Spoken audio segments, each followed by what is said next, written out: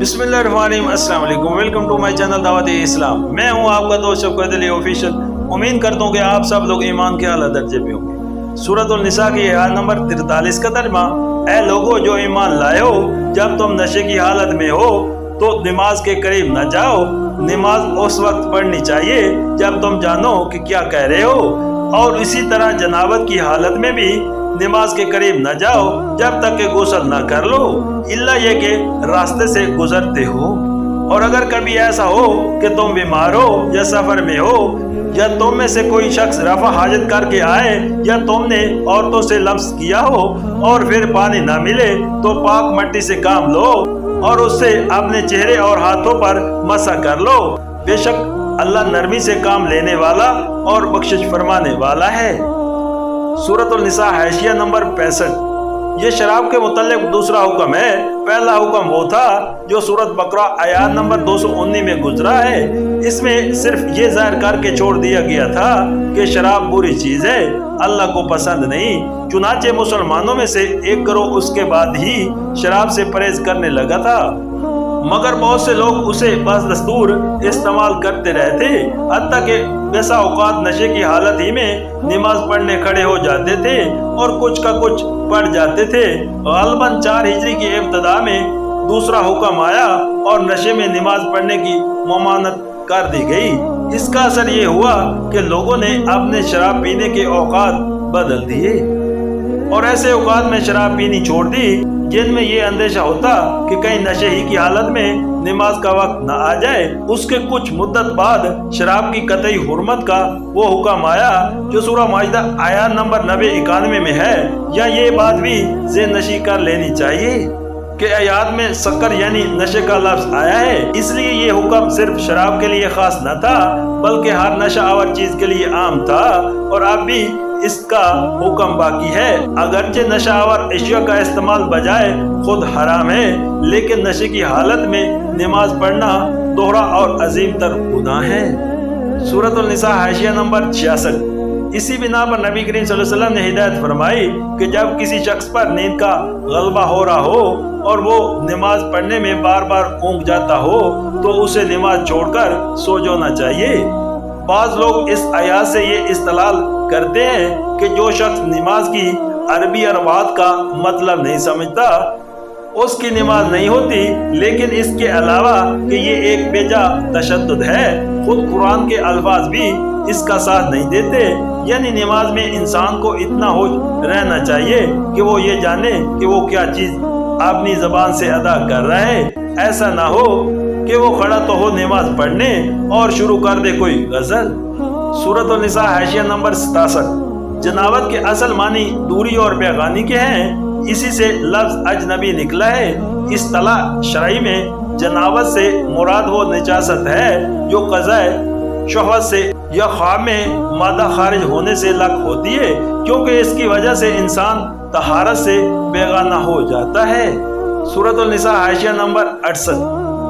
फुका और मुफस्सिरीन में से एक गिरोह ने इस आयत का मफहूम ये समझा है कि जनाबत की हालत में मस्जिद में ना जाना चाहिए, इल्ला यह कि किसी काम के लिए मस्जिद में से गुजरना हो।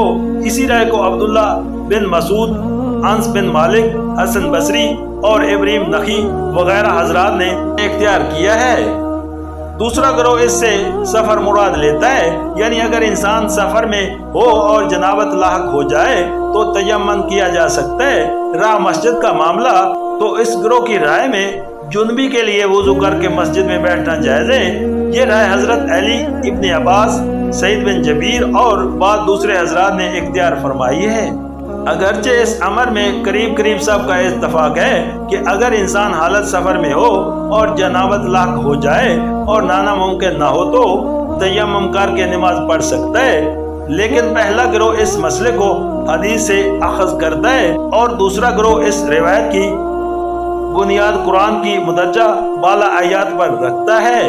सूरतुल निसा हाशिया नंबर 69। इस अमर में इख्तिलाफ है कि लम्स यानी छूने से क्या मुराद है। हजरत अली इब्न अब्बास, अबू मूसा अशारी, इब्न अबी कुहब, सद बिन जबीर حسن بصری اور متعدد ائمہ کی رائے ہے کہ اس سے مراد مباشرت ہے، اور اسی رائے کو امام ابو حنیفہ اور ان کے اصحاب اور امام سفیان ثوری نے اختیار کیا ہے۔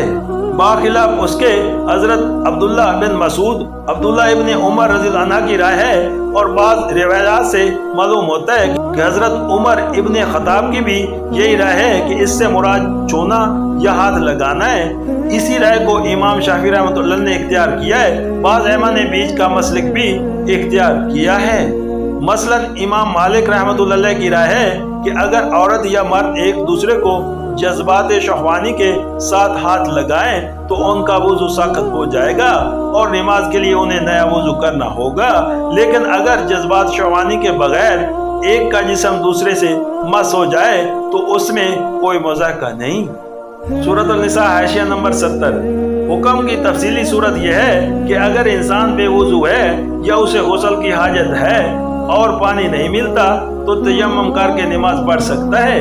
اگر مریض ہے اور غسل یا وضو کرنے سے اس کو نقصان کا اندیشہ ہے تو پانی موجود ہونے کے باوجود تیمم کی اجازت سے فائدہ اٹھا سکتا ہے۔